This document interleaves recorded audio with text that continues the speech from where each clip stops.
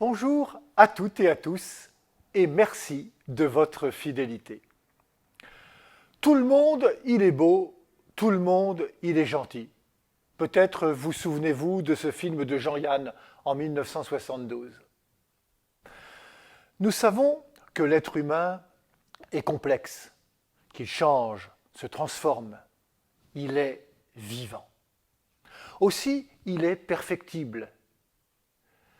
S'il est capable du pire, il est aussi capable du meilleur. L'évangile de ce jour est une invitation à la lucidité et au discernement. Comment regardons-nous les autres? Comment nous regardons-nous nous-mêmes? Être disciple de Jésus demande une conversion quotidienne pour apprendre le regard de Dieu sur l'humanité. Pas facile d'être juste, d'être vrai dans nos discernements. Le Seigneur nous offre ces paraboles pour nous éclairer et apprendre de lui, le Maître véritable, le regard juste et miséricordieux. Attention, ce regard n'enlève rien à notre capacité de jugement. Tout le monde n'est pas beau, tout le monde n'est pas gentil. L'hypocrisie, le mensonge, la perversité, la manipulation, l'emprise, la haine, l'orgueil, ça existe. Et ça existe aussi dans les cœurs et dans nos cœurs.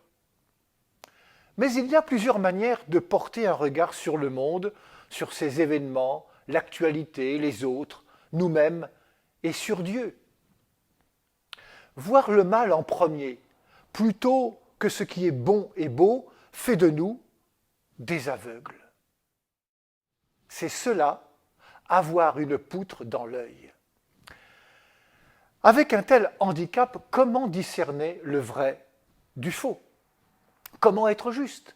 Pas étonnant que nous nous laissions embarquer dans toutes les fake news de notre temps.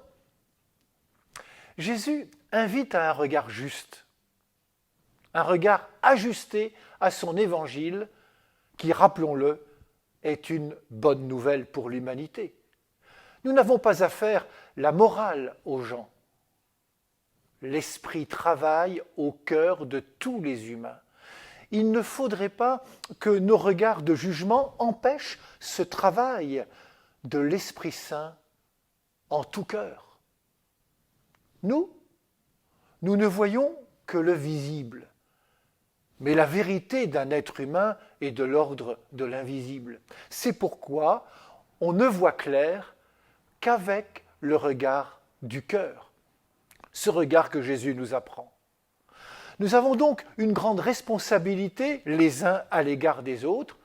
Il s'agit pour nous d'être non pas des moralisateurs, mais des témoins de Dieu, des témoins du regard que Dieu lui-même pose sur chacune et chacun. Souvenez-vous du regard de Jésus sur le jeune homme riche. Posant son regard sur lui, Jésus se mit à l'aimer. Si tout le monde n'est pas beau, tout le monde n'est pas gentil, tout le monde est habité par l'Esprit du Seigneur qui peut faire en nous et avec nous toutes choses nouvelles. Oui, l'Évangile nous invite à croire en la bonté de Dieu, en cette bonté qui est à l'œuvre en nous, chez l'autre et dans chaque être humain.